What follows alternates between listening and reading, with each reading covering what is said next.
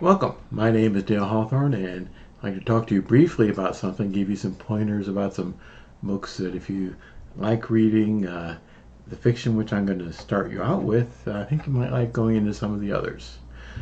Titled From J.R.R. Tolkien and C.S. Lewis to George MacDonald.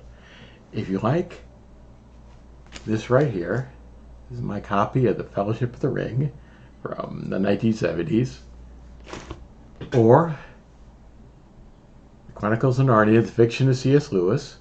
This is the first of the Chronicles of Narnia, The Lion, the Witch, and the Wardrobe. Or we could talk about the Space Trilogy. If you like those, there may be some other books that you would like also. Oh, Space Trilogy, Out of the Silent Planet. First one there, again from the 1970s. Number of books I'd like to point out to you. And I got a hold of these back in the 1970s too. So I'm going to point you out 4 books which are very well suited for reading to children, and another one. I'm not a George MacDonald scholar, but I think that you'll enjoy these books. First one, The Lost Princess. Great artwork there on the cover. Princess Rosamond, who spoiled, bad-tempered, sulky, and cruel, as it says on the back, and then a wise woman came into her life. And George MacDonald has a wise woman substitute for Christ and the actions of God in life and much of his fiction, which is very interesting for him to do. But this is one, a spoiled girl who is changed dramatically by encountering the wise woman, the lost princess, Princess Rosamond. I think you'll enjoy this, and this would actually do a lot to make our children a lot better to with others as they understand that, and maybe they'll see themselves in that tale. A Princess and the Goblin, George MacDonald. And that's one of the goblins right there, the sweet little princess, Princess Irene, and she's in danger from the mountain goblins. And this and the other one, and the next one, which I'll be pointing out to you, would actually be very, very great animated or even live action. I think that the goblins in the next one also are near enough that they could be portrayed by human actors, and you wouldn't have to go CGI on them. But The Princess and the Goblin, another one which is worth sharing with your children, reading aloud with them, and a very wonderful tale. Princess and Curdie. And apparently I still have a bookmark from Borders in this one.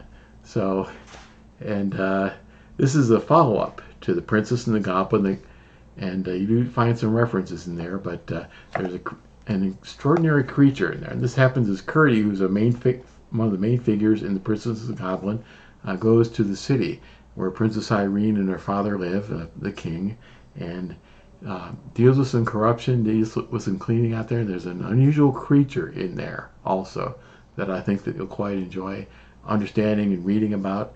And just some of the other creatures right here. Look on the back. Share this with your children. It's great. It's very clean, and it's not a lot of brutality. And although there is some judgment that happens in there, and I think that you'll find that it is very enjoyable, and it'll teach you something too. Each one of these will teach you something as well.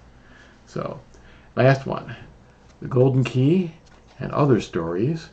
And Golden Key is very, very highly loved. And you'll find The Light Princess in here also.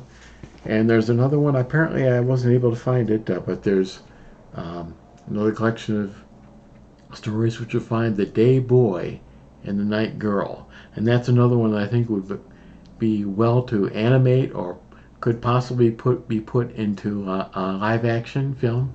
But it gives a contrast between male and female, such as I don't think there's anywhere else in literature that we may have seen that.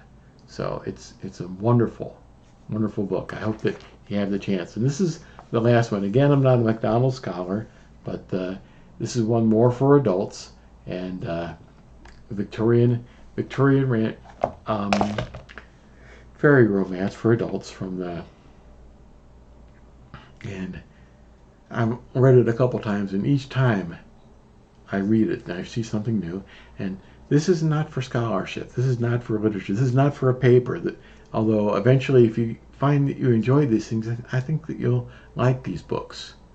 But they're there for your enjoyment. That's all I have to say. You can find these in updated editions. You don't have to look at my old 70s covers. You'll find updated editions. You might find these on Kindles. I hope you do. If you do a book e-reader or a Barnes & Noble Nook, whatever. They're very enjoyable. I think that you'll like them. And it might encourage you to go even more into what George MacDonald has to say. So, and oh yeah. C.S. Lewis, Perelandra. I don't know why I brought that down, but another part of C.S. Lewis's Space Trilogy, which is considered the most beautiful book by many of the 20th century. And that's well worth reading also as a final note. So, thank you for your time. I hope that you find these recommendations helpful. And again, this isn't scholarship. This is about enjoyment and learning for yourself and the lessons and seeing depicted in fiction some wonderful things and from a wonderful author. Thank you.